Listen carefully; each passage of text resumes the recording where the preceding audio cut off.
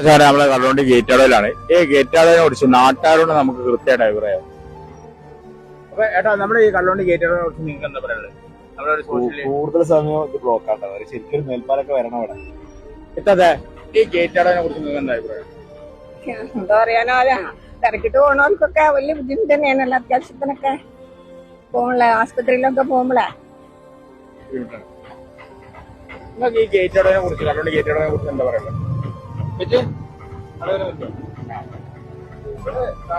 ഷാബാണ് കടലുണ്ടിയാണ്.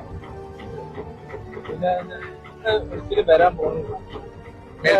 ഈ തലമുറക്ക് മേൽപ്പാലം വരുന്ന പോവില്ല.